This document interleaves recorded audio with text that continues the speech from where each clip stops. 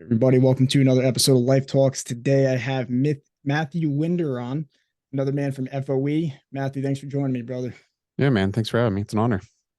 So we were just talking about lighting and a little bit about what you do for a living. Maybe if we can just start with that for people who aren't familiar with you.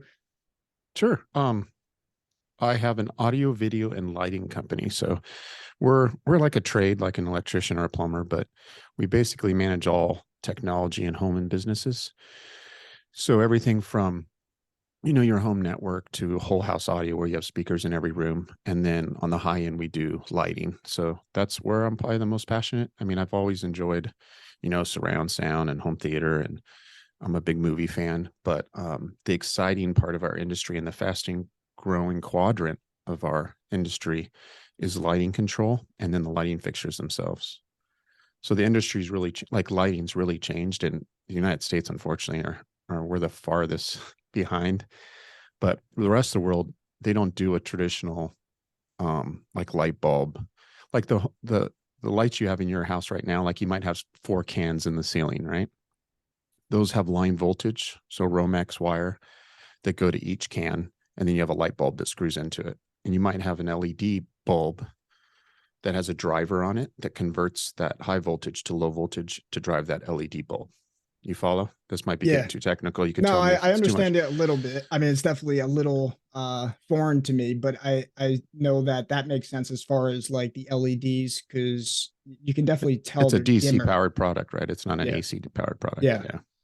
So you have to convert that. And so the difference, and then, on the higher end of that type of lighting, you would have a fixture that's permanent that has an LED driver in it and light engine. And you would just never change the bulb.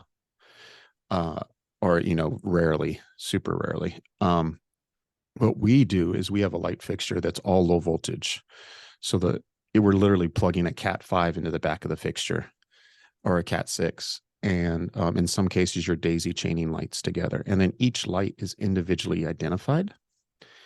And then they're fully tunable. So that means it could go from a cool, like blue light, like you would see in a hospital or maybe a work environment where you need to see really well, which is fine for certain parts of the day. But you don't want that kind of light when you're winding down for the day, right? You want a warm, comfortable light, and this allows that to happen. And then the other side, and most people, anybody that's listening to this, experience this: when you dim a low power, a low quality LED light, it always has that quick shut off, or it'll flicker. It's and if you're over 20, you remember when lights were incandescent and they would dim real smooth candlelight, warm light, right? And that ramp it wasn't digital.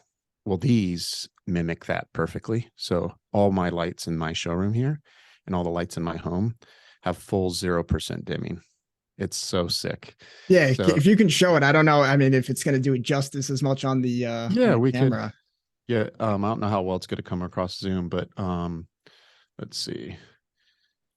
So this light that's over me right now, see how I'm making it brighter and lighter, and that's all the way to 0. So there's no real cutoff like you would see in a traditional light. And Yeah. then I could change, in this case, the color temperature. So as I ramp this, see how it's getting bluer and cooler, and then back to warm. Yeah. It might be even better to do on, let's see, this light right here. So this light's right above me. So what's great is I have individual control of every single light. So, I would never want to be on a podcast with a light this bright. And Yeah. I definitely wouldn't want to make it this color because that's not attractive on our skin, right? Yeah. Maybe if you had a really dark complexion, that would be good. And so get it back to my warm, and then I could ramp it down to any temperature I want. And in this case, I don't need that light right on top of my forehead, or as I like to call it, my five head. And so yeah. And then the other thing, I don't have any that you could see, but the lights also could be full RGBW. So RGBWW. So red, green, blue, white, and then warm white. Uh, And, you know, like in the theater here in the showroom, we have lights that are light strips that are like in the wall, and they completely can be any light spectrum you want. And so the idea, one of the coolest things about all this is, so now we have this tool um, to control the temperature of the light and the color of the light. And I've gotten real passionate about it. And one of the most exciting things about controlling the light and environment is how it affects our bodies and our circadian rhythm. Okay, so there's kind of two impacts of circadian stuff on our body. One is diet, right? The time you eat, how much you eat, what you eat, all that affects the rhythm of our natural rhythm that we should be having in our body. And then the other thing is light. So it was only a decade ago that they found the sensor in the eyeball that actually is triggering the body's response to light. And I'm sure if you listen to Dr. Huberman or Huberman Lab or any number of science podcasts that I geek over, and I've read 2 books on this as well, and then just personal experience. But once you kind of get this general knowledge and you understand the impact of the temperature of the light and the color of the light on the body, then you can adjust the light accordingly. So on the affordable side, a normal person could buy a couple RGB bulbs for their lamps and their cans in their ceiling or whatnot, and you can manually adjust it. But I sell systems that take all that worry out of the way, where you don't have to think about it. So everything's presence based. So when you walk into a room, that light is changing automatically. There's no light switch needed. It's changing based on the temperature needed for that time of day, the task or whatever that room is designed for. It's going to a brightness level based on the need, but it's adjusting the light based on how much light is already in the room. That's crazy. It's really awesome. And so it takes a few minutes, a few days to get used to it. But then you go into a normal home where you have to flip a light switch and you're like, you know, you just feel like, I mean, we've been doing it that way for 100 years. Sure. And then it's like, why aren't we, this lighting hasn't really evolved until real recently. So there's like so much opportunity from a business aspect, but also from an impact on how we live in these environments, right? These unnatural environments. But one of the fun examples I like to give, being a dad, is that I have a 7-year-old, and it's every once in a while she still wants to crawl in bed in the middle of the night, right? Or she has to get up and go pee, right? So when she crawls out of her bunk, the sensors in the room know it's 2 a.m. Okay. So then the light under her bed, indirect light, so it's not going directly into the eyeball, is a really dim red. And so that red light allows her to walk safely through her room and into the hallway. And once she's in the hallway, that light's doing the same thing. And then that light follows her all the way into the bathroom. And that bathroom light automatically comes on underneath the floating cabinet or around the toilet so that she could sit down, go pee, do her business. And her circadian rhythm isn't changed. She's not awake. You know, she's not walking into a hospital So environment. red light is good to have at night. It's okay to have at night. Red light is better. So they used to think that it was blue light that was better. So Luxone, the control system I use, it's Luxone if anybody wants to check it out. They kind of default to the blue color, but in my learning and reading of like the 2 top guys when it comes to circadian rhythm, red light is better. And so that light will, as she leaves and goes back into her room or goes into our room, after a few seconds, that light knows that she's not in that room and automatically turns off. So, you know, there's money savings there too, right? Because that light's not just staying on in her room while she's laying in bed in our room kind of thing. And the best part is that she's not losing sleep or having to struggle to get back to sleep. Same thing on as we prepare for bed, the whole house is preparing our bodies to sleep, right? So as we're doing story time and eating dinner and getting pajamas on and brushing teeth, the light is not in our eyes and it's preparing us to sleep. You know, it feels like a campfire in there in a sense, right? Just this warm, glowing light that's indirect. And it's amazing how much that impacts sleep. And I really see it as a great tool with struggling kids, you know, getting them to bed, that kind of thing. Yeah, this is all new to me. I'd never even heard of someone who's had such passion to do that. And it's actually got me more excited now to it. Like, because like I've heard of like different, and we can dive into, because we had mentioned before the call, like Google and a lot of these systems are built into a network, whereas you have Mhm. like that individual network and you're in control of it, where it's not, now it's like there's no personal information. All your data is sold now. Um, but maybe starting, what got you into um lighting and all that was, where did you Um, start with on your journey with that? so I was I- where how far back should I go? So I used to be in restaurants. So a real early out of school, I became a restaurant manager of this Chinese restaurant in California, and then I went from there and worked for Starbucks for a while and broke like all these records and was manager of the quarter and did great things, but couldn't get promoted. And we could talk about those reasons why. But they hired me basically for the next step. And then 5 years later, after breaking every record, if you go into a Starbucks today, my fingerprints are still on how the team deploys and some of the drinks and the coffee master program. I mean, I did a lot for that company. I bled green for 4 of the 5 years. Last year was terrible.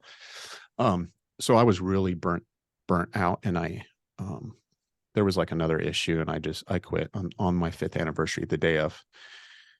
And I had been passionate about stereo stuff and surround sound. I was just a hobbyist, and I had plenty of stock options and stuff that I get rid of, and I had some savings and kind of did the right things. So I wasn't in a hurry to get a job right away. And a friend of mine had a friend that had an AV company in California. He's like, hey, he really needs help, and he doesn't mind if it's just temporary. Do you want to go help him? I know you like this stuff. And I'm like, sure. And he paid me $15 an hour, and I started pulling wire and seeing his company, and ended up working for him for a year, and felt like I could do a better job.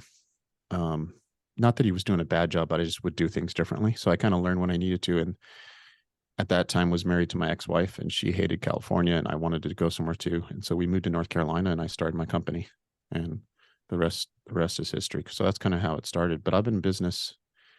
This July will be 16 years doing this. The lighting stuff, I always have controlled lighting. So how you used to do it is basically replace a light switch with a remote controlled dimmer. And then you could automate it somehow and have like master keypads where you hit a room and you'd have scenes, right? Where maybe your under cabinet lighting was just lit in a kitchen, or a scene where you're preparing food and it's more bright, right? And that was kind of the limit of it. But you still had to walk over and push the button and make that decision, instead of now building systems where it's not AI, because it's not making this. It's all basic logic, right? Like it's seeing what time it is. It's seeing the presence of you in a room. It's seeing the temperature outside. It's Yeah, it's it's just input doing and all these things. output, Yeah, and there's yeah. inputs and outputs, and it's making a quick decision, and throwing it in there so that you could adjust that logic to really anything you want. But yeah, what's cool about the control system is it allows us to, we manage blinds, like we sell blinds to powered blinds, and really, really anything that can be automated. So yeah, that's how I kind of got there. Never looked back. Yeah. And you were speaking about, we were speaking before about like Google and the different systems. If you could repeat Oh yeah, that sure. what you use again, and kind of So I like what shifted you towards that. yeah, so I mean, we used to sell a lot of Sonos, and everybody kind of knows that name. And then before that, it was Bose, and then other control systems I used. But like anything, just like the phones that we carry in our pockets, it's listening and recording all the time. And so were those control systems, and so are those. We were talking specifically about like Google Dots, and like most people have one because Google gives them away, and it's like, well, how can they afford to give them away?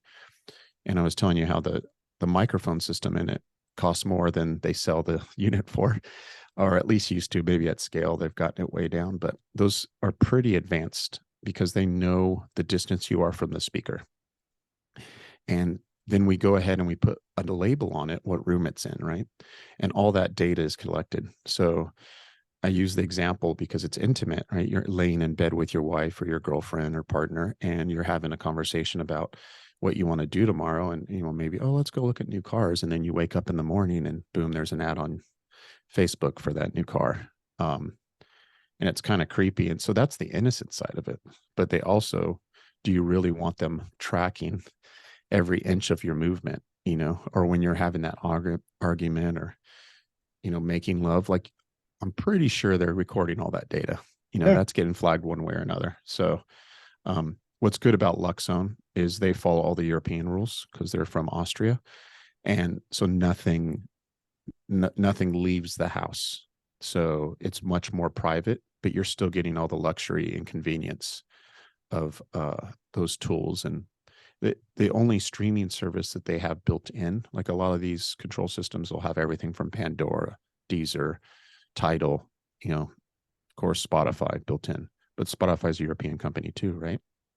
So it has Spotify integrated in, and I a lot of times have to kind of twist arms of customers to switch to Spotify, because then none of the data again is sold. None of your usage on Spotify is sold off. They just use it internally, which is fair.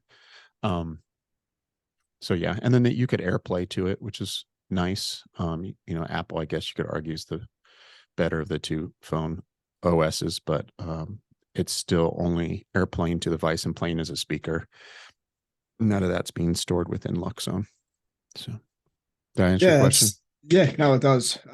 It's something that I would definitely look into in the future once I have a home. It's because I definitely geek out over that stuff too. And I think what you bring up is very important, is because I think a lot of people don't even know that their data is being sold. They don't even know that they know that they No. don't know, rather.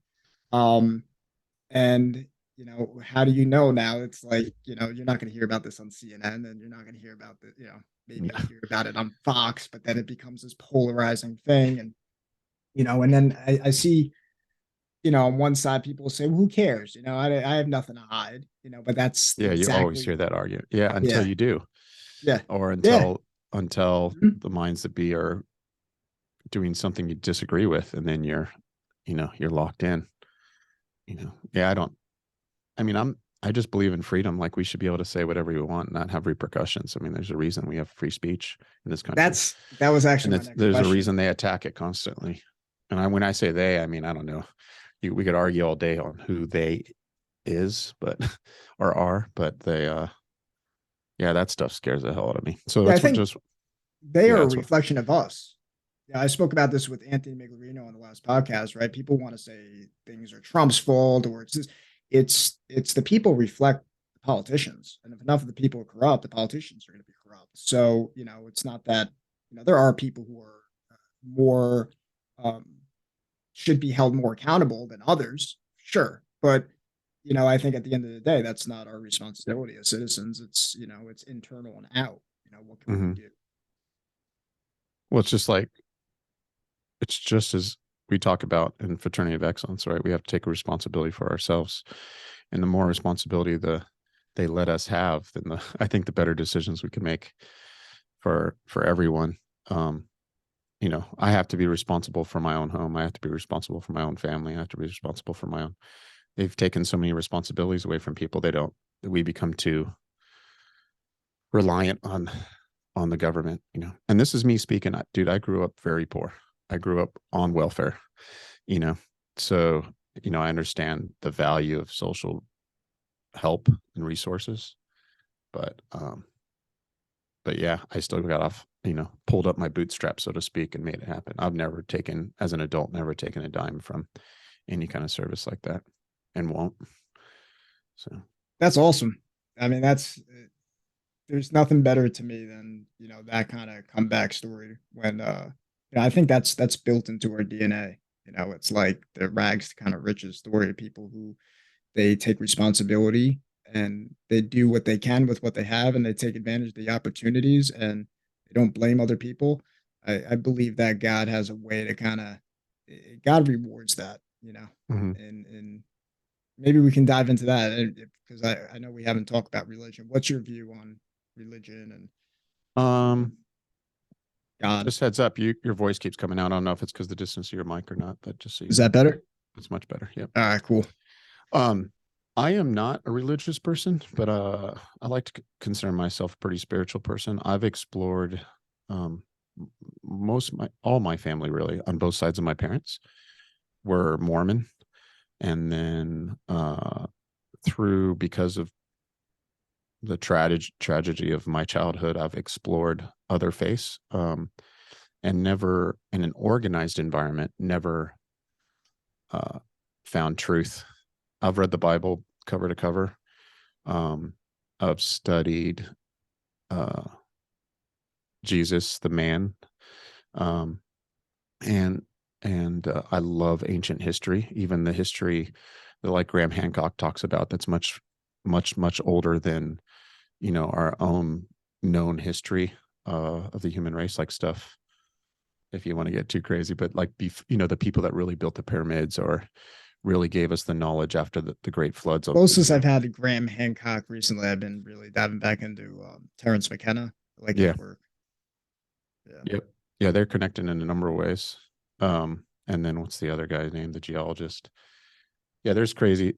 So I mean, I just think normal, and this is not to offend anybody. I just think that normal, Christian faith or even, Muslim faith, any of these, they they all are connected and they all have similar messages, right? And I don't think that's an accident. I think that's being passed down from ancient cultures they were here before them. And the hero's journey is as old as time. So is there something to learn from all those? Yes. But I think a religious slash spiritual journey that we all are on as men and women is a personal one, and we should be able to explore and not have people. I think we should be able to reflect on it on our own. So like some of my worst experiences is I'd be in a Bible study and I'd be like, man, I just don't really interpret that verse that way. Mm. It's terribly out of context. And I feel like, and man, you would have thought I was a murderer the way they respond. And it's like, or I don't really believe that politics should be a part of faith either. If if you have faith in humanity, like why is someone telling me to follow this man? you know um I don't want to follow someone. I want to be led by an example, of what a man should be, or a leader should be, for that matter, a man or a woman. And I I've just think been that's the difference between religion and religionism. I think that's the difference between education and indoctrination. And it right. depends on um, the people who are leading. And unfortunately, a lot of people who are leading, they're just preaching, or they're just reading out of the book. It's like turn to page 58, and they're just, or even in the media, right? Uh the what's the name of where they're just repeating. Forgot Mockingbird, Operation Mockingbird. They're just Hmm. repeating or just reading off of a script, a prompt, versus it's coming from internally, you know. And for a long time, I kind of resented Catholic Christian faith. I was raised Roman Catholic, and I Hmm. went through my, I guess you could say, atheist phase. And but as I look back, and I've connected with people like Jerry, Men of Grit, who I did a podcast with him too, and I think there's a much deeper idea, and I agree to your point. Like, I think faith should be challenged because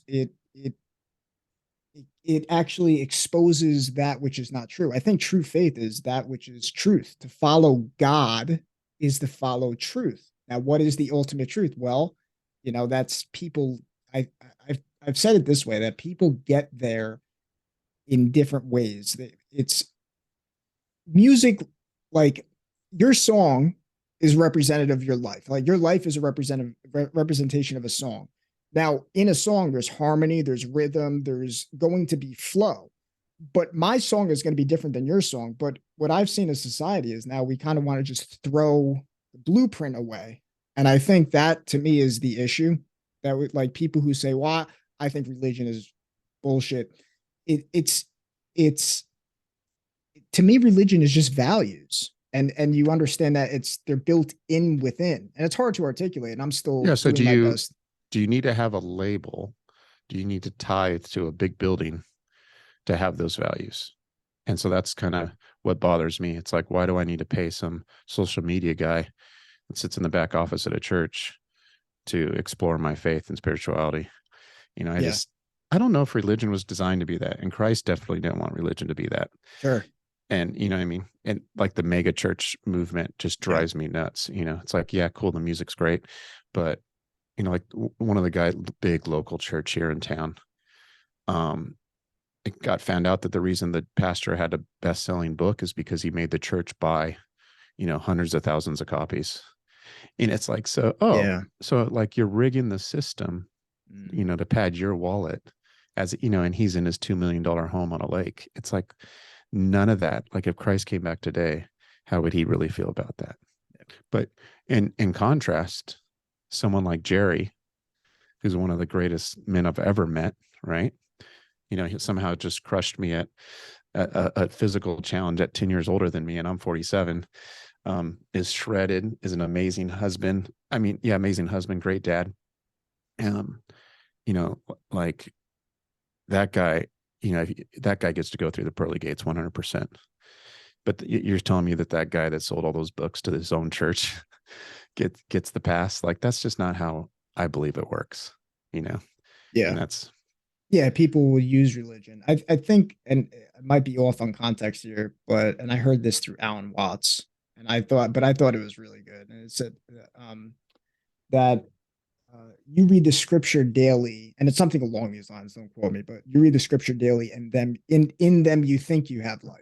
So Christ was basically calling out Bible thumpers at that time, so that people can know the Bible, they can read the Bible, but that doesn't mean that life is within them, that truth is within them. You can mhm. memorize it, you can sell books like this guy, and I don't know a specific situation, but you know that doesn't mean that you embody it. You can know it up here, but being it is another thing. And I think Right, that's a catalyst from doing those things. right. Yeah, I mean, I think we're really. I don't think there's someone judging us, but I think we really are the when no one knows though when no one knows the actions we're taking, that's the man we really are. You know, like porn addiction is a huge problem right now, right, for men especially, and no one really talks about it because it's a faux pas, right? But I was stuck like, in it for a are you? long time. Yeah, are you the husband you really want to be if you're doing that? I'm not. I'm not the one to say that that's a an industry that shouldn't exist, or those people have the right to do that. And I think most people are lying if they say they've never used it. But when if you're doing those acts, like, are you, and no one knows about it? I mean, I think that's a better reflection of who someone is than the man that is faithful in every way and committed in every way to only share his self with his wife or his partner, right? Instead of some digital image on a screen that was filmed a year ago or Yeah. 10 years ago, depending on what you're into. Yeah. And I, So, I think, at least for me, because that's something that I feel like I'm growing more in confidence to speaking on how to overcome, because I have to have some real brutally honest conversations with myself. Is that one of the biggest things that helped me with that was the shift from the letter of the law to the spirit of the law.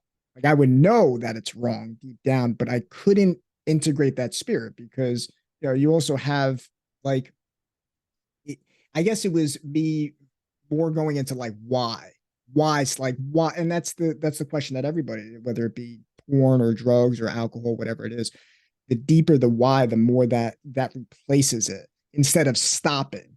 So because when of course I know I should stop, but I wasn't tapping into my deeper why, and because of that, just telling me to stop doesn't stop it. It's yeah, just you it have to there's figure out what that why is, right?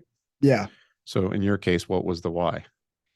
And the why in part was making this podcast. The why is like, well, be the change that you want to see. And the why was I just tapping into that fire more and more each day, and the why is it's Yeah, you were avoiding those things, right? yeah, for Instead sure. of, yeah, that was the escape. See, for me, it was always like when I was pissed at my wife, or I had a shitty day, I'm like, I just deserve to have this. I deserve to just not think of anything else Yeah. for a minute, and instead of addressing those problems, one thing that's got I've and man, I am no way perfect, but that's one thing that I have really focused on the last 2 years is like, man, every problem around me is a reflection of me, Yeah. you know like, even if my wife has a bad attitude, like, okay, what am I not doing to support her so she doesn't have a bad attitude? Why does my daughter have bad behavior? Is it the environment I put her in? Is it how I'm responding to her behavior? And the answer is yes. So if I'm escaping and, jacking off to my computer, like that's not, that's taking me away from the things that are most important. Yeah, and peeling back those layers of the why, right? That why is like, why am I doing this? What and identifying those root causes. Why, instead of I shouldn't. Well, and It's a people use given the you excuse shouldn't. like their partner's not giving them the love that they need. It's like, well, the why is what are you not doing so that you can get enough from your Yeah. wife, so to speak. Yeah, we had a call this morning, and one of the other men in there said something. He goes, "Yeah, because men also have a tendency." And I agree with him that we beat ourselves up sometimes, and I think it's tremendous wisdom to. I think in part, I think that's the root. You start with yourself, and really, I think that, um, I think the ability to be neutral, truly neutral, is a superpower. I've Mm-hmm. said before that apathy is often disguised as neutrality. So people will pretend that, I don't want to get involved, or they'll pretend that, um, you know, in other words, neutrality is the best place to be because you can identify honestly, am I the issue or is the other person the issue? Because sometimes it's the other person, you blame yourself, it's not the place to be. And sometimes Yeah. it's the opposite. And I think the ability is to be confident in yourself, but also be humble to know, okay, where are my flaws within? And that's it. To me, that's been a balancing act as I've grown deeper into this like higher truth. I think you're in a good spot because one, you're reflecting on this stuff much sooner than I did. And there's real power in that, brother. I mean, I wish I would have started this path much, much sooner. I kind of went through a divorce, went through big moves, went through even a great marriage, but not treating her the way I should, her not treating me the way I deserve, having a kid, making mistakes. And on the business side, man, I've been in business, like I said, almost 16 years. And the easy fixes I've made in the last 6 months, like in the last 6 months, just this week, now I'm finally in a position to literally do double the volume. Mm, And I actually could breathe and I'm not overworked. And awesome. it's just like these little tweaks and getting the right advice from men. It's like, but I had to reflect on myself. Like, what the F am I doing wrong? Why am I not taking, I always blame employees. It's like, well, I freaking hired them. You know what I mean? Why am I hiring them if they're wrong? You ever see Like, Bar why am I not Rescue? seeing that stuff? What's that? You ever see Bar Rescue? I know the show, but I've never It's so watched it. it's so great, and it made me think. I was thinking of it before because he has guys come in and redo bars and lighting and all that, and but I always think of that. Like, I love that show because it's one of the few things that I could watch that just basically tearing people down and Mhm. like and building them up. And I don't know why I thought of it. I guess because the idea that um Well, sometimes we're like scared to have someone tell us, like, hey, man, you're fucking up. We need to, yeah, you need to do this, like, or you're not taking responsibility for this. And it's like, why can't we say these things to each other? I used to, I used to not, and I didn't realize that I didn't have great friends until I started being honest with them. And then it's funny, the ones that go away and then the ones that stay are solid. You know what I mean? yeah, Like I have better friends now than I ever have. And it's because I'm more outspoken than I've ever been. yeah, And you need to take care of business. You need to be more masculine in your home. Your wife wants a stronger man. It's hard to say those things to your friends, but then when you start doing it, some of them go away. But yeah. the ones that stay, man, I have better friends now than I've ever had in my life, ever.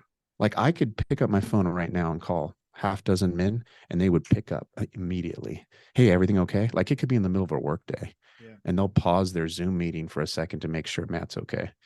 Like who could say they have that? I have that. I'm as blessed as could be because of it. Got Yeah. to do anything for those guys too. So yeah. Speaking on that story, I'm gonna I'm gonna try to, because one of the things I try to do on my channel is connect religious ideas with like practicality. So what came to mind with this is that, I'm sure you've heard nobody comes to the Father except through Christ, right? And to Mm-hmm. me, I think Christ represents that heart. And one of the ways that, and to me, it's, people say Father, Son, Holy Spirit, right? The Father is the judge, right? To me, it's like I feel like It's I'm the that Catholic laughing in you. Buddha. Yeah, you're Yeah. fine. It's the judge within though, because God is within. So when you sin, when you do the wrong thing, you're doing it against yourself. You know when you're wrong, and we have a conscience, and then our heart, that's the part of us that we have to work through. I think it's that, it's a part of us. So nobody can come to judgment until they go through the chaotic heart. And the heart is about feelings. I want to feel good. I want to be validated. This is why the Bible says, I believe, the heart can be wicked. Because when you're pulled by just your passions, you just want feel good validation. You're not solid.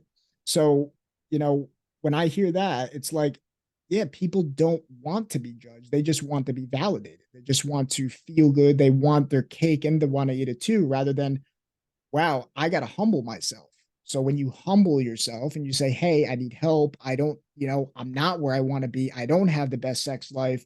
I'm trying to figure out, what do I, this is where I've been at my life. This is where I had tremendous growth. And I just kind of just threw all that shit up. Well, now I have judgment. Now I can hold other people accountable because I'm holding myself accountable because, Mhm. I broke my own heart in a sense. People learn, I think, curiosity when we're children. You're raising kids, so you're doing your best to feed that curiosity, or they learn through pain. And unfortunately, a lot of people have to go through, and I think that's a part of life. You have to transmute your pain, but I think people that don't want to listen to good advice, that they'll experience pain and they'll listen that way. Either way, we're going to be forced to listen, or we're going to be, we just need to suffer more. Yeah. What is your thoughts on um like celebrating your wins and not gloating, but like the healthy side of that? Because you have, someone might not have it taken care of in their heart, right? And they might be in a position where they're in good shape, right? But the rest of their life is chaotic, or they're not using that tool of being healthy physically to transfer to their mental health and their relationship health and their fatherhood health. Um, and so I've never been comfortable talking about my wins until recently when I kind of love your take on that. If I you think have it's a one. paradox. I think it's a paradox. I think the more I go down this path of the truth, because like, who the hell am I to say the truth, right? But I keep bumping into paradoxes. So I think celebrating wins, you can celebrate your wins too much and it becomes egotistical. And I think that you cannot celebrate your wins enough and you become kind of like, poor me. It's like Eeyore, Winnie the Pooh, Yeah. kind of like we. Even though you have all this success, you're like, oh, it's never Yeah, and it enough. can never be enough. Yeah. So I really think it's a balancing act. And, I think I I've really I love the Zoom calls that we do. You host the Zoom call this morning and calls like FOE. I'm part of Justin Copeland's 57, started out Cigar Room. Just having a group of people that you can kind of share your wins and then, you know, um, and share your losses too. I think it's a balance too, because I think Mhm. people are more, in my view, more likely to boost you up if they know that, you have Where you've come losses from. too. Yeah. Yeah, because I think, yeah, that's why I say it's a paradox. Because the more I post my wins now, like especially on social media, because I'll post wins. I did a 5K last year. I'll post like a workout picture, a workout video every so often. Um, but I also post my losses. Hey, I was stuck on porn for over 15 years. Hey, I was, I wear them on my sleeve too, but I don't remain a victim. So to me, it's a paradox. And Yeah. it's a balance between that heart and the mind. I don't know if that I still, resonates. it's funny. I'll share stories about how I've changed my body. And then, this morning when I get out of the shower, my wife's in the bathroom and I'm like, do I look all right? And she's like, what are you fucking talking about? You're shredded. Stop. Like I still have my own psyches, like imposter syndrome, or I don't understand. So for me, part of me sharing it is honestly me getting comfortable in my new skin, in the new mat. Yeah, Um, and I'm just, I was always that kid that was super skinny and got bullied, blah, blah, blah, me blah. too. I was I'm skinny not as making shit, man. excuses, but like it definitely affects your psyche, right? When all the eyes that were on you for so long saw you one way, well, the way you think they saw you. And then now that's changed. It doesn't feel comfortable to me yet. Anyways. So Yeah. part of me sharing, and it could be construed as bragging, but part of it is my own mental exercise. Well, You know. it makes me think of another quote in the Bible. This is, and this was more so, I believe, when Christ was speaking about giving to people, and he says, "Not let not the left hand know what the right hand is doing." So when you're thinking before, oh, I'm going to do this, so I'm going to get validation, or I'm going to do this because then they'll like me. I'm going to do this, so then that girl likes me. When you do it for that, then you just get more of that, and validation is an empty hole. I've been in a point in my life where I've been extroverted, I've been introverted, and now I resonate with kind of Zach Small's message of being the lighthouse and lighting that fire. And it's where it's like you're not even thinking about it, and it's like kind of like it's like, am I doing this for attention? No, I'm doing this because it's the best version. And I think that it's I think it's a transition from do like I was saying before, it's a transition from doing to becoming that. If does that make sense? Like you're Yeah. doing, you're you're taking the action, but then you become that which you want to see in other people. And what would you want to see? You want people to boost up your wins, but you wouldn't want other people like so you're just being that reflection until you kind of until you see until I think you see it in other people. I think um because I think there's because people say I don't care what people think. I think that's kind of bullshit in some sense, not Yeah. completely, right? Because you have to be able to filter. Well, what if somebody's telling me something that I need to hear? And do we want validation? Yeah, I believe we want validation from the right people and for the right reasons, but we don't want validation just for its own sake. But and I think having that right feedback, like you said, you have half a dozen men that you can call, having that and be like, am I off here? And just, and Yeah. that Well, that's neutrality. what's great about Fraternity of Excellence is it's like this safe place for people to give you feedback, and you know that they got your back, but they're being, direct and harsh at times. So like during the challenge, it's so stupid. I'll be a little, I'm like, I posted my weekly update and I felt like I looked really good, but like there were no thumbs up, there was no comments. And it's like, what the hell? That doesn't matter, right? But Marcel, or maybe it was Zach Phillips or both of them kind of went off on it. They're like, Matt, no one needs emojis when you're on top. And I'm like, damn, that's right. I don't need no damn It's emojis. like, yeah, It's kind of true, like if you're on, it's because you're on top, man. They're chasing you. Yeah. yeah, So yeah. yeah. And I think also, with the validation thing too, I think it's, I have my name Born Again Men on some of my social medias because I think it really is a death. I think it's a death to not need, and I spoke about this with Anthony Miglerino on the podcast we did too. Um, that that's why I talk about paradox a lot. It's like you don't give a shit what other people think, but at the same time, you care about people deeply. That's really where you don't care about the outcome because whatever's going to happen is going to happen. You do what's within your circle of control to the fullest, kick ass in the gym, get in the best shape, and but expect no val. It's almost another form of working out in a sense. It's like you get all these gains and then not needing any validation is it's almost like another thing in a world that's basically that we've grown up in. You're older than me. I mean, you're my senior, so I'll learn from you. But like that, it's all validation. It's all the flashy car. It's I'm in Jersey. Save me. Yeah. It's like our thing is the Jersey Shore. It's all validation. It's Dude, all I'm from Orange County, California. I mean, I always that's say always it's the place of landscape gas stations and enhanced women. yeah. Everybody judges you on your car and your zip code and your area code on your cell phone.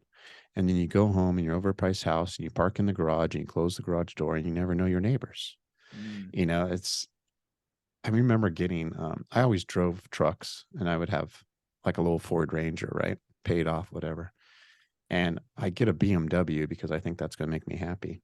I got a really nice, like, sports, uh, 3 Series, 328. The thing was awesome.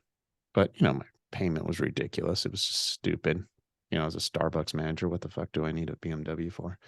But immediately a whole different level of attention from women, like that I never had before. Yeah. And then it really dawned on me. I'm like, well, I'm doing this to get that subconsciously. And then it worked. Like, but that's not the kind of woman I want. Yeah. You know what I mean? Yeah, because then if people think they want to be rich, but then they get rich. And I'm not saying, because here's the thing, like this is why there's so many paradoxes, right? Because then people will say, well, no, I don't want to have money because I don't want to be rich. I want to be like, that's not it either. It's about wealth versus being rich. And it's Mhm. like money is just a tool, it just exposes more who you are. But if you're just trying to be rich and get that, if everyone's honest living in America, you've had that experience at some point in your life in some way. And if you have to protect yourself from that. Are they like me because I have the money? And that, like, that to me is exhausting. I think it's like that's I think one of the richnesses of being poor, you know, Yeah. because you're around oftentimes a lot of real people. But then the flip side of that is once you start gaining money, then people like, oh, what you're not, you're not part of the poor club anymore. And it's like that's where it's like paradox comes in.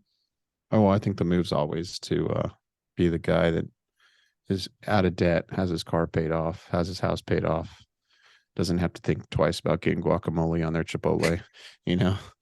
Um, could order dessert and not have to think about it. Yeah. That's where I want to be. You know, Yeah. that's and also just know that I got my family taken care of. If I die tomorrow, or you know, I don't have to worry about that. I'm making the mortgage. That to me, that's wealth. The real wealth is the relationships, anyways, right? Yeah. The culture of our families, relationship with our wives. So I want to shift gears a little bit. I wanted to talk about the First Amendment and the Second Amendment. What are your thoughts on those two amendments? Um, First Amendment's easy. I'm an absolutist, so I think that there should be zero restriction, and I think it should, of course, not in certain in a corporate environment or work environment. I can understand that you shouldn't be able to say whatever you want, or well, you should be able to. You can legally, but I'm fine with people having restrictions. But when it comes to social media or speech, like if someone is a racist person and wants to say the N word left and right or whatever it may be, they have the right to do that. Um, they just have to live with the repercussions.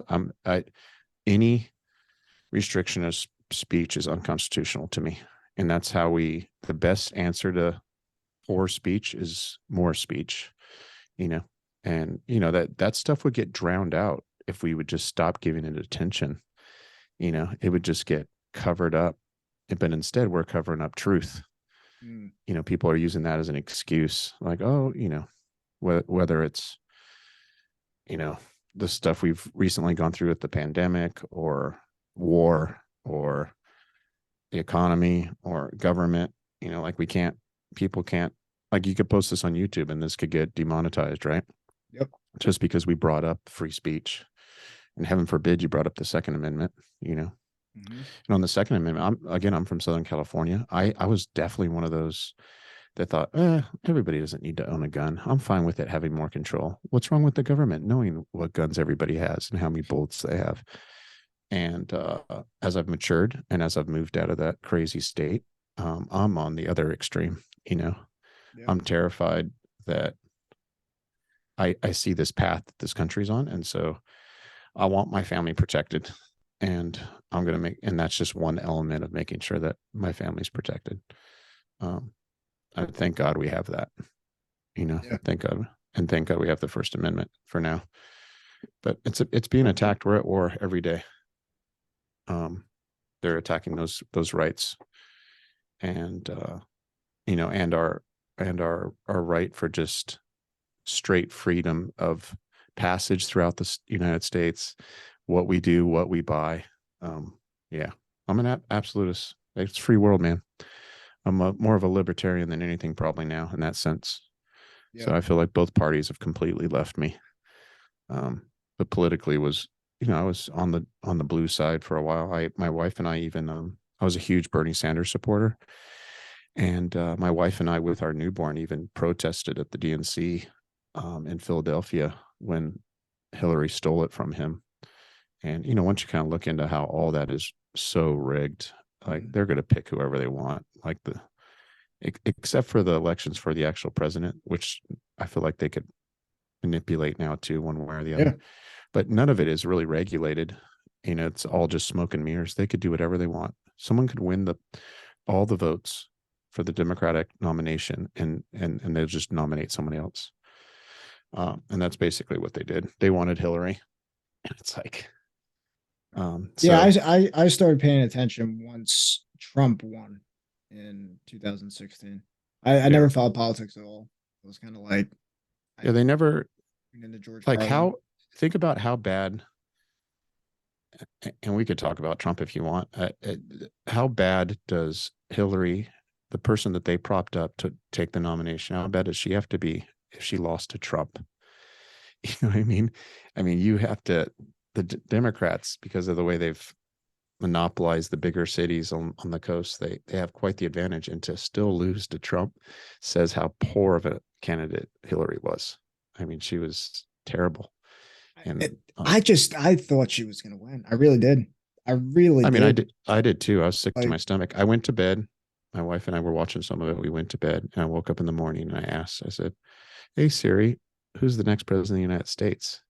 And when it said Donald J. Trump, I was like, "What?" I was like blown yeah, away. I laughed because I knew, because not because he necessarily won, but I laughed because Hillary lost and I just couldn't stand that woman, um, and what she stood for. So yeah, it is yeah. what it is. I don't know. My view, I really feel like I don't know, I open. I'm pretty neutral. I'm open to any option. What it like people be like, what are you conspiracy? Like I think the truth is a lot stranger than people even realize. I've played with the idea that like because I think that people be like, oh, I can't believe he's just Trump this, Trump that.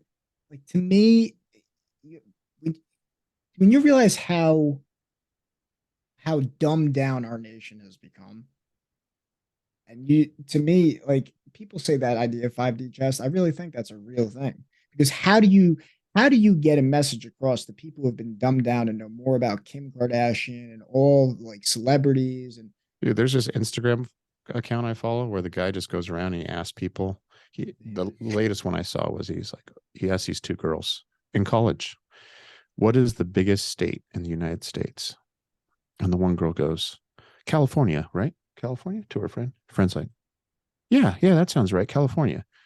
It's California, right?" And they're like back and forth. And they ask him what the question again. He's like, "What state's the biggest state in the United States?" And they're like, "California." And then the video clip stops. It's like, that's not even the second biggest state. It's what the heck? What are we doing in our schools?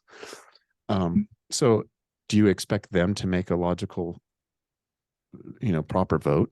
Like, do you think they understand the political impact that Biden printing trillions of dollars is making on my business, or what the economy was really like so besides all the you know what drama I in the would do news the if I last 4 realized years? how stupid people were? I would start with this as much as possible. Fake news, fake news, fake news, fake news. He's repeating just this simple, stupid thing. Fake news. Oh, you're fake news. Fake news. Now he's getting all this media attention, and I'm not saying he's a savior. I see people. Trump is my savior, and I'm gonna like. It's No, not no. my. He still has his own personal Yeah, I mean, because I think that's motives. just as much of a problem. But fake news, fake news, fake news. Oh, it And I was look brilliant. back. He was brilliant in that way. The guy's a comedian, you know, Yeah, and the nicknames for everybody. He crushed Hillary. It's funny, because they were friends. They went to each other's weddings. Come on. yeah, Like, he used to write checks to them. So it's like, yeah. come on. Yeah. But I think again, it just goes back to, it's and I've caught myself in this too. It's like, why am I spending so much like what am I doing? And some of the guys out there that I see, I remember General Flynn was like a big advocate of just I mean, he was a general and he had said just get involved locally. I mean, to me, Hmm. that's the foundation of our country. And I Yep. listen to voices like that. What, Yeah. As that's you what have a kid, get on the school board, yeah. or go to the school board meetings minimally. Have those real conversations with the teachers. I do. Like, I'm not putting up with Good. some of the stuff that's happening in my daughter's school. Nope, nope, nope. Not going to happen. I'm not going to just sit by Yeah, and you tell me. and that's the thing where that's also led me more to the religious moral path because I've always and I just put a post out um on Facebook because I saw like another drag queen show on showing kids that I'm pretty much a live and let live guy. I don't think your sexuality defines who you are as a person. I think there's a list of 50 other things before that, including your morality, what you believe, your value structures, what fruit you bear. I live and let live. But when you involve kids, Yeah, I draw the may line. God have mercy on your soul. Yeah. Because to me, that is the line that you don't cross. So You don't screw with kids. yeah, And you don't need it. It's already bad enough they're indoctrinated into a system at school about, let's just use history as an example, right? Like how they portray Native Americans, for instance, or, how the colonies first got created, just simple things, or how they talk about this country as a democracy when it's not even a democracy. We're a republic. And there's a huge difference between those two things. But are we teaching those things to our kids? Like I had a trivia question at this week. How many stripes in the flag are red? What do the stripes stand for? Dude, most people got that wrong. I mean, so what are we really what are we really teaching them? I had a I'm on Instagram and I see this video, this mom. You've seen these stories a million times. This is mom's at a school board meeting. She's holding up a book and she's like, I'm a let me bear. read you passages. And so the whole book it was gay acts, right? How to give a blowjob, how to masturbate your friend. Um, and there was, it was graphically driven or drawn on the sheets. And she's showing everybody this. And then she says the 3 schools that she found it in, and all those schools are in my school district. And my stomach dropped, right? So then, like the next week, I actually ended up having a teacher parent conference. So I used that opportunity to make it very clear. And luckily, with kind of like a wink and a smile, she said all the things she had to say, responding, but she also is, with a wink and a smile, assured me that my daughter's safe and that she has a good relationship with the librarian and that those books will not be in our school. Again, I'm the same way as you, live and let live. My best friend, he was my best man at both my weddings, and he recently moved into town back from California. He's the reason I found Charlotte in the first place, because he's originally from here. Is gay. And Norman's, I would do anything for that guy. I don't care what he does in the bedroom. He's a very good man. Very, very, very good man. And he's been my best friend my whole life. But I don't think that he should go into a classroom, and he never would. He's disgusted by this stuff too, but he shouldn't be teaching sexuality to a 7-year-old. You know, we Yeah. shouldn't be. It's some of the stuff has just And gotten to so me, this is the ridiculous. idea of in part, the fall of man, I think, because there's always the thing with the sexual sin and all this. And I think there's a lot of guilt and shame that's imposed on the people. But, I think that, um, I think that, again, there's so much division. It's like people have to realize that we're all, I believe, this is my belief, but I believe that we were born into a fallen world, meaning that we're missing the point. That's all sin means. We're missing the bigger point. And how, if I go in within my own experience, I've missed a lot of points. And now I'm trying to go that right way. And how many people are still stuck, in addiction, and they're stuck into the world. They're stuck into feeling good, gratification, just making themselves feel good at the expense of other people. And what is your purpose and all that? And it's you start going the right way. People are like, where are you going? Like, because now this is where I feel like judgment starts coming in. And not even judging where you're like shaking your finger, but like when you start becoming like you had said with, being in shape, you start becoming a solid man, that that pisses people off, consciously or unconsciously, because Yeah. You that sit it on the shines couch a and watch light. football with me, right? Yeah, Have a beer. it shines a light, and that forces you to continue going. And that's why I respect the guys at FOE, and anybody who's out there. There's plenty of guys on Twitter too.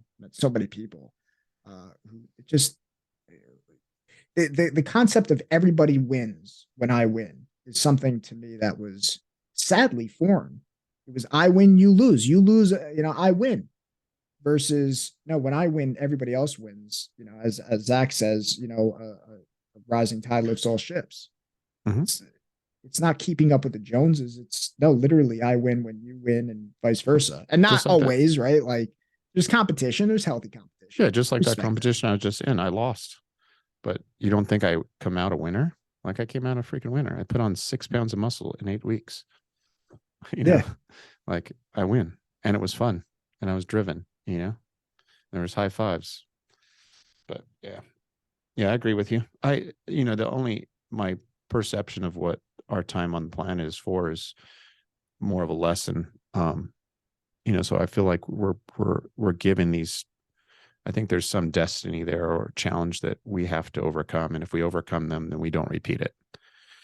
I believe in past lives, and I think this earth is just an opportunity to experience something, and if you continue to fall and have the same problem, you just continue, throughout this life and the next life, you'll continue to have the same problem. So once we learn, then we evolve into something else. And so there's people that think that they didn't do something in a past life and they have to re-experience it this time. So I that's how I kind of go through how I see things. Is this is all just a lesson. It's not going to be easy. It's all school. It's not meant to be a breeze, because the real value is going through something, right? Whether it's a fitness challenge or losing a loved one or building a house, whatever it is, it's getting there. It's the process to get there. Because once you're done with it, it's it's gone. Like building a house, like I'm in the middle of building, um, doing my remodel. I'm doing most of it myself. It's like the real reward is the process, like learning how to swing that hammer, so to speak. Learning architecture, learning structural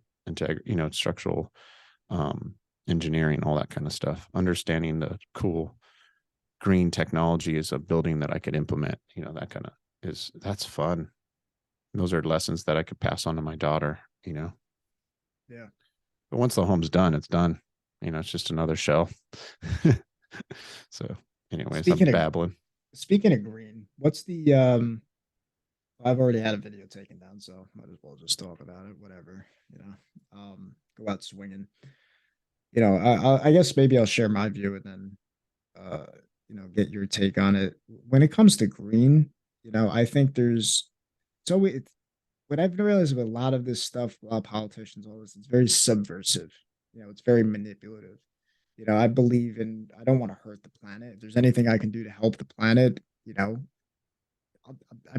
not be like, no, I'm not going to help the planet. Screw the planet. But what's your view on like the whole green movement? How much do you think of it is kind of bullshit, and how much of it is really true? Uh, the That's a fun it question. being portrayed as a crisis is it's probably like 90% bullshit. The data is being manipulated greatly. I like the best example of this is methane gas from cows, right?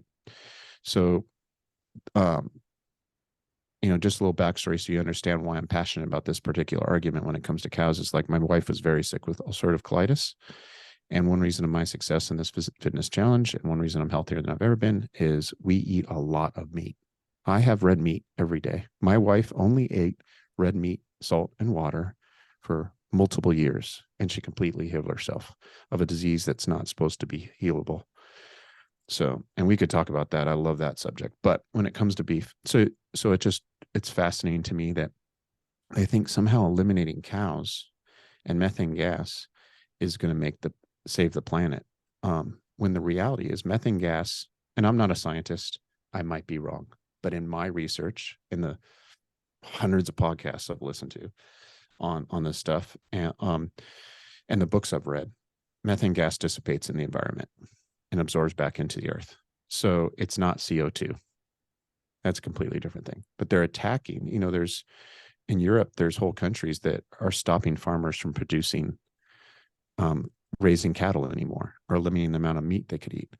And the reality is that cows are the answer. And because they're the only ones that are can be carbon neutral because they're putting the carbon back into the ground. They're eating it and then they process it right and they poop it out. And then that goes back into the ground with amazing bacteria that heals the soil. And the better bacteria elements are in the soil, the more nutrition that's in that soil, the more water it'll hold. And so, like, one example recently was on an acre of land that is not grazed by cows. It could hold something like 1,000. I'm going to get these numbers wrong. That's like 1,000 gallons of water. But if it's grazed by cows and they live on that, it's 10 times the amount of water that could hold. Okay. So what Really? ground's healthier? Which one's holding more resources? Which one's allowing more moisture to get into the environment? Which one's cleaner and filtering the water better that's going back to the water source, the river down the road, or adjacent? There's a great documentary. God, I wish I remember the name of it. Woody Harrelson narrates it. It's on Netflix, but they break it down to we have to go back to the roots of how we farm. Now, factory farms are terrible. They're terrible for the Yeah. environment. They're terrible for the water table. 100% agree. But small farms, sustainable farming is the answer to the most pertinent green issues that we have. So water health, so that our water is clean and not polluted. And so the ground is actually be able to produce over and over and over again. Like that ground, God designed this earth to be this way. What do you think was in this country before white man came here? There were still millions, they think, was it like 14 million Indians? Or I might even have that number wrong, but it was covered in buffalo, right? They're the ones that made this earth, the whole Midwest. The soil was so good because for hundreds of years, thousands of years, buffalo grazed it. Well, we eliminated all that. And then we just farm it with corn and wheat over and over and over with mono agriculture, right? Where if we replace that with a much nutritional source of food with beef, then that could rejuvenate the soil, hold more water, help with climate change, help these areas from turning into deserts, get that energy back into the soil, that water back in the soil, that bacteria back in the soil. And then you could also rotate it and grow better crops that actually, a tomato that actually is nutritious instead of just holding water. Um, everybody knows the argument or knows the difference between a homegrown tomato and a tomato from the store, right? Mm. And it's because all the nutrients have been drawn out of it. All we're doing is putting pesticides in there to grow and herbicides to grow this stuff. And we're not letting animals with hooves, deposit what they need to back into the soil. So yeah, a lot of that's so ridiculous. Yeah. But I also believe in being more energy efficient. Like, I'm very passionate about building science. I mean, it's one reason I do what I do. Like, is my home going to be extremely efficient and tight? Yes. Do I think that I need to do spray foam everywhere and spend 10 times more? Yeah, like why? Like to me, why are we not working with nature? The fact that every home doesn't have a rain collector for water, like a like that, There's to me states is. where that's illegal. I know It's to like me, it's like if I had they're a home that's governing the falling rain from the sky. That's it's ridiculous. like, and that to me it would be fun, like listening to you setting up like lighting that like you wake up and you have it censored. Like that's cool. That's like, to me, that's like Legos for adults in a sense, right? Yeah. Like, so like to be able to do that, and then you have all these, like, it's getting to the point where it's like, I bring up Alan Watts a lot, but it's just like you have so many laws, like so many restrictions and laws. It's going to get to the point where I feel like everybody is going to have to break the law in some way, because it's like you have so much, like, I mean, we're losing common sense. I'm breaking the law with the 20 chickens that I have at my house, but I have a dozen eggs a day. So, Yeah. and then we sell them, and what we sell pays for the food. And then we have a free food source every day. That's amazing. We have a big garden. I basically am building a small urban homestead in my bed. We're on an acre, so, which is a big lot in a city, so it's kind of fun. Yeah, I'm No, with you on on going with the meat and all that, because at that because I was trying I fell for a period of time where it was like, it's just fruit, just vegetables, gonna eat clean, veggie, all that. mhm. And then I started to see kind of like, all right, we're all gonna eat bugs now. Like, this is not what are we It's doing? nonsense. Like, and It's then so they could seeing this control stuff. the food. It's so they could control the food. Yeah. That's what it's all about. But there was always a part of me where it's like we're hurting these animals. When I would see animals, the way they would suffer in these farms, like you have to, you're not a human if you don't feel that suffering without doing a complete 180 and saying like, oh, holier than thou, because then you can have problems. Because the like, I remember seeing on a Rogan podcast, they was talking about like these animals suffer in ways that are like they're Yeah. devoured by other animals, and it's just like so you have to weigh it, you know. And I think I really resonate with your message, but I also have friends who, you know, what works for them is just eating clean, just fruit, just vegetables. Not my path, you know. But I think Yeah, it but goes they'll back into in time they'll suffer from that decision. It yeah. won't be right away, but over time it will. Do you think there's So a one size fits all? When it well, uh I guess maybe when it excuse comes me, to I meat. think my daughter's knocking at the door. One second, man. I Um, apologize. At least she didn't take her. Where were we? um, do you believe a one size fits all as Oh, when far it as comes to diet? diet? No, but I think most people need to eat meat. And I think it's silly to think that you're going to get enough nutrition from a vegetable when you could get you could eat whatever it is, let's say 10 carrots, or you could just have one bite of steak and get the same amount of micronutrients. You know, it's just it's the most dense nutritionist thing you could eat is beef or wild game of some sort, you know, elk, deer, that kind of thing. Yeah, I I mean, I was vegetarian, I was vegan. We've tried it all. We've tried Yeah. keto. Nothing had more impact than just making sure we had plenty of protein and fat, real fat, not seed oil fat, real fat. Yeah. Oh, what? Yeah. Let's dive into that real quick. This actually be the first time I talk about it on any podcast. What's your view on the seed oils? What is the what are oils that are good? You know, is coconut oil good or Yeah, what? we don't cook with coconut oil all that much just because it doesn't have as high of a you can't cook as hot with it. We mostly use avocado oil more than anything now. Avocado and olive oil. Those are two. And butter. And we eat a lot of butter. So What oils do you stay away from? well, at home we don't do any canola or corn oil or any of the regular seed oils. A couple recipes we'll use grapeseed oil, but you know, the only reason we are using grapeseed oil is because it's a waste product of all the wine industry. You know, it's like, what are we going to do with it? That's super over processed. But I hear in general, it seems like it's pretty clean. Um, but yeah, I like avocado oil. Yeah. Yeah. But the problem is, you know, I still eat out. You know, we that's probably something I need to work on is we eat out a lot. So everywhere you eat out, it's gonna have seed oil. You know what rapeseed is? I've Yeah. heard Yeah. negative So things of it. yeah, so rapeseed is what it's a mustard in the mustard family. It was made to be an industrial oil. And then they paid the FDA, there's record of this, only $30,000 to pass it as food grade. And then that is basically what canola oil is now. So a lot of people think that canola oil has a lot of corn oil in it, but it's actually a lot of rapeseed. And so yeah, it's low on cholesterol and all that stuff, but it's absolutely terrible. So it's a completely GMO modified product that was designed for engines and gears.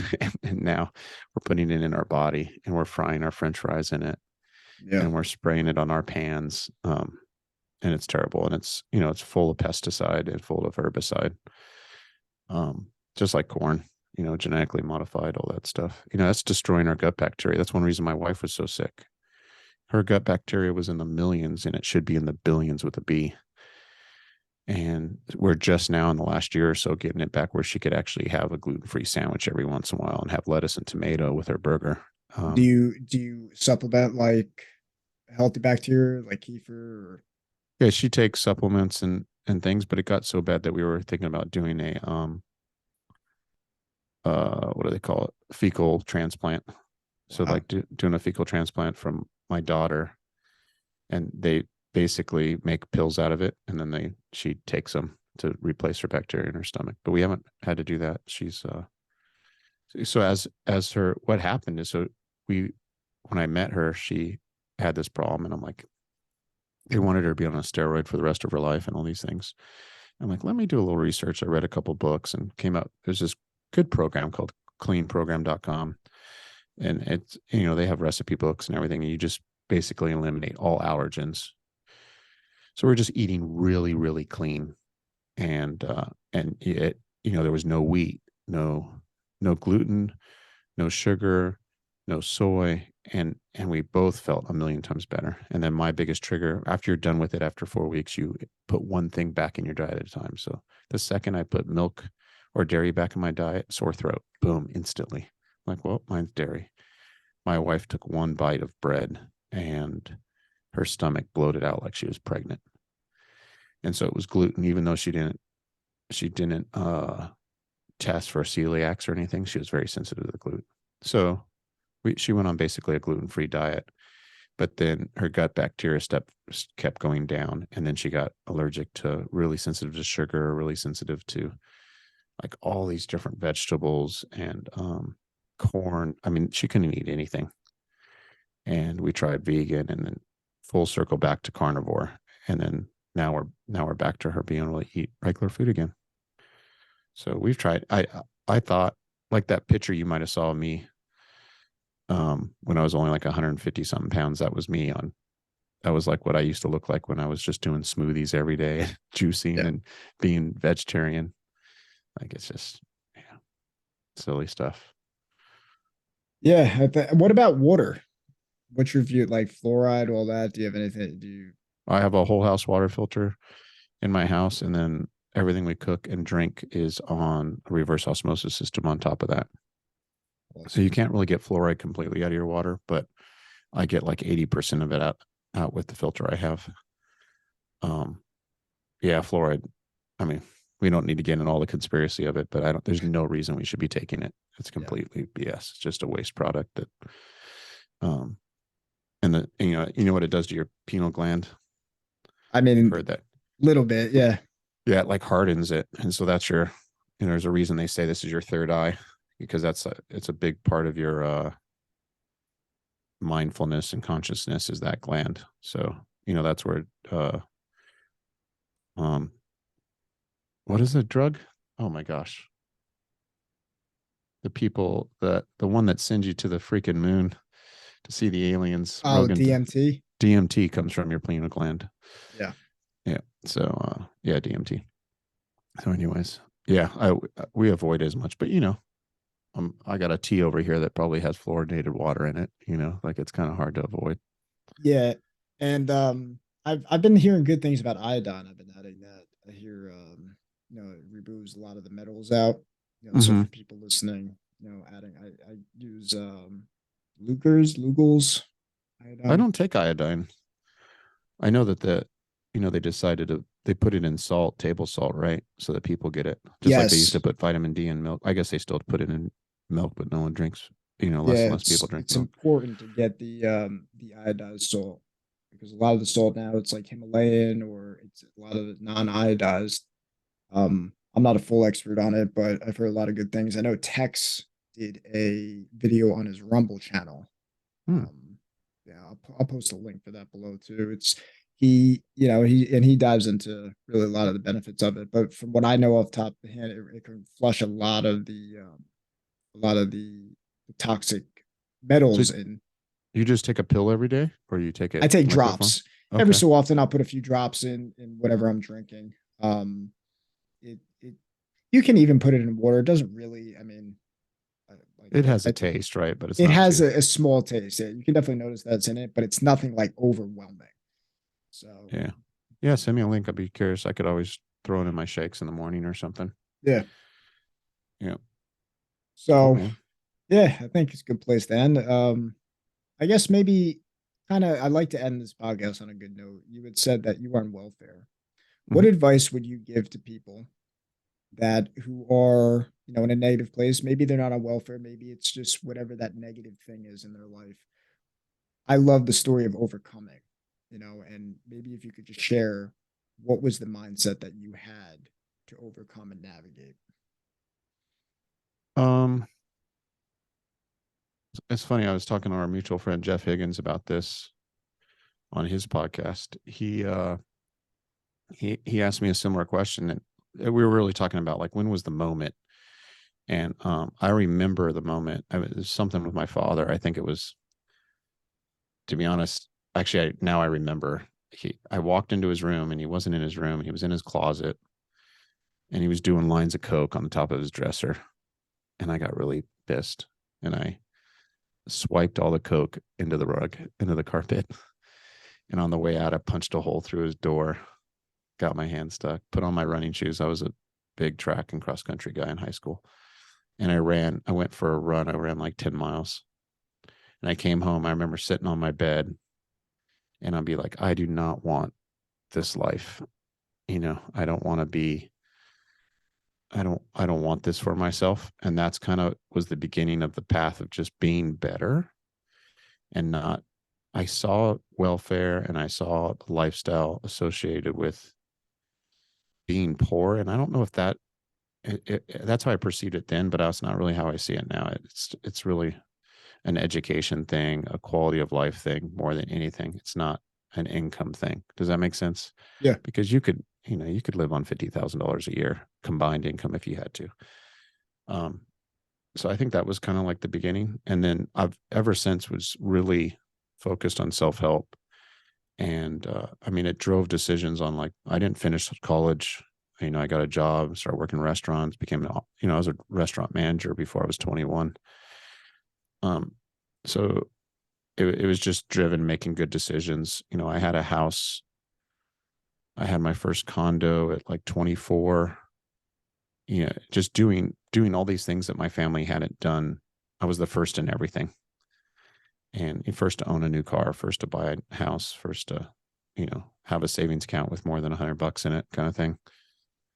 First to have life insurance, first to have health insurance, like real health insurance. So that was kind of the moment. And I've just been driven. I think part of it's in my DNA and just not wanting to be my father, which we could go really deep in there if we had more time or if you had more time. But I just didn't want to No, I have a think home that's, like I my think dad that, or my yeah, mom. Yeah. So yeah. yeah, because I think that if you want to talk about that, yeah, I think because at least for me, I've met a lot of people who have actually, I'm just gonna read you what I posted because it's funny you bring that up. I'm just gonna read the exact because I feel like it came from the heart the other night, and I want to get your take on this. Um, Bear with me here. You're fine. Um, So I mean, I grew up in a divorced home in eighth Got it. grade. I left living with my mom and my three brothers in a 2-bedroom apartment because I thought the grass would be greener at my dad's house. He lived with my grandmother. He always said my grandmother lived with him, but it was really quite the other way around. And it was in some ways worse, but it allowed me to reinvent myself the first time I did it. Um, so yeah, that was. Anyways, go ahead. What were you going to Yeah. share? So, you know, I had a period of time where I had resentment for my father, and I've had him on the podcast. I've had resentment for my mother. Um, and as I've gotten older, I've given it up. But I posted this the other night: forgive your parents, not for them, but for you. Over the past few years, I've met many people who've harbored hate in their heart for their mother or father. Forgiveness is a way of seeing, not something you ought to do. Holding hate in your heart only hurts you and those around you. When and how is for each to walk on their own path. I can't speak on everyone's experience. For those with heavy wounds, it may help to remember to hate the sin, hate it fully, not the sinner. Only hurt people hurt people. One of the greatest pieces of advice I heard when I was a young man. And I go on, the corruption in our country stems from corrupted, disconnected households who would rather appear perfect and keep up with the Joneses than to face deep truths and do deep inner work. So, but Yeah. I really think that, you know, I think that there's a lot of families that are divided. And I think that, um, I'm kind of curious how you navigated that because that's some heavy shit, and how to, you know, are you like, at peace with your father? You're like where you're at, Um, or I'm at peace. I'm at peace now, and I recently got at peace with my mother. I no longer talk to my mom. My dad passed almost 20 years ago, Way, way too young. Um, my, you know, few things like my dad was just a every other weekend dad, and embarrassing bad vehicles, embarrassing bad environment that we had to go to every other weekend. He would spoil us the best he could.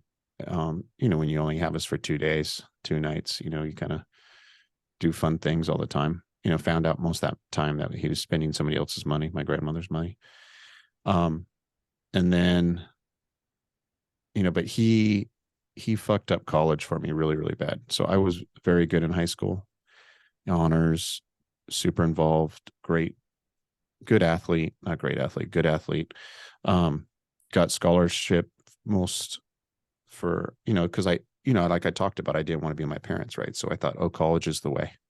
And so, I mean, I got offers from multiple colleges. I picked Cal Poly Pomona because it was a great cross country school. And I'm like getting ready to move in. I have my roommate, and all my Cal grants, all my funding fell through because my dad hadn't paid taxes in over a decade. And he just failed to tell me. Like I could have just filed for all that stuff independently, but he just failed to tell me. He's like, oh, that shouldn't matter. That's what he told me. I'm like, well, it does. It does freaking matter. So I had a lot of regret, and I was pissed at him for a long time, but I've let that go. And then my mom, I always I always wanted her to be like that grandmother, always like participate in my life. And I'm the one of her four kids, the oldest of her four kids. I was the only one that would call her regularly, the only one that would check in with her. But anytime I had a conversation of any meaning with her, like, hey, mom, what is your plan now that you're not working? And what do you think about moving closer? What do you think about trying to, she complained about not knowing Evelyn, my daughter. And it's like, well, call, FaceTime. And, she'd make a promise and then break it, make a promise, then break it, or get on the phone and only stay on the phone for a minute. Or when I would want to talk to her about something serious, she would just be like, oh, I got to go. Like I needed her to help me through my divorce. I'm like, mom, can you just come out here for a week? I'm all alone. I don't have anybody. I need your help. She wouldn't come. And she actually told me, I can't handle talking to you about your divorce. Yeah. And so recently, a year ago, I finally just cut her off because she broke my daughter's heart. And it's like, there's no reason a grandmother should be breaking a granddaughter's heart. And so that helped me release her, and I'm fine. I have a mother. I'm there if she really needs me. But I'm not interested in taking care of her if she can't contribute, at least in an emotional level, to me.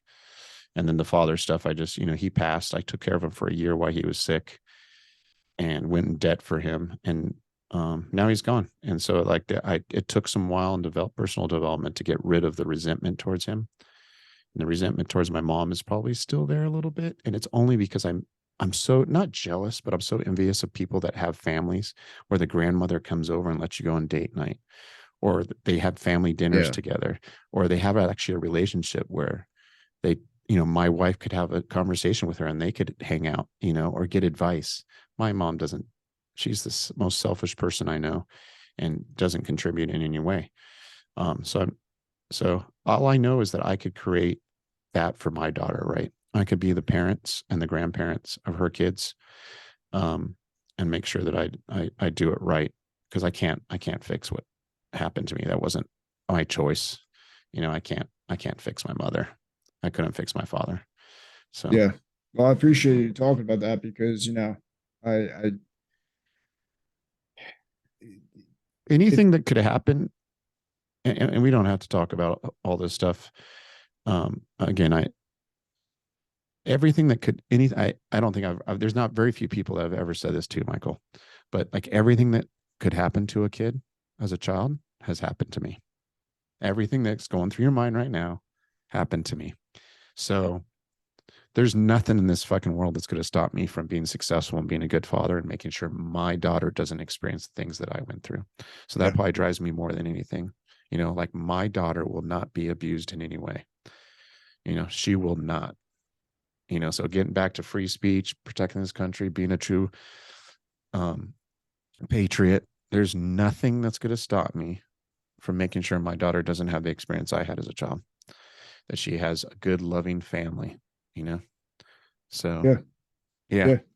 I So, mean, like, it just kind of evolved the thought, but like that's it. Like I will not put up with that. I do not choose that life. yeah, It's gone, it's respect, dead, brother. it's burned, Yeah, because yeah, I think you're in a place where you've got yourself on your 2 feet. You don't have that hate in your heart. You see Hmm. that suffering, you choose to go a different path. But I in part made this podcast not to just talk about the weather and sports, but because that there are people who have overcome crazy adversity, crazy shit, and that pain runs fucking deep. And that, this conversation, if that helps one fucking person to get over their shit, to me, that's a win. I don't even have to Yeah. know about it. Yeah. Because I think more people are silently suffering, you know, and I don't want to make this an Oprah Winfrey special. That's not my goal, tapping into that emotional moment. We're emotional. We have emotions, and the shit that we talk about FOE, we be strong, but that shit runs deep, and to have solid men that you can talk to with that's what Yeah. FOE is. It's we're gonna be there for you. We're there for each other, but then at the same time, um, to be accountable to the man in the mirror and to those Yeah. around And you. grow and develop. And FOE is one of the best things that's ever happened to me. Yeah. Yeah. So Matthew, I appreciate you joining me.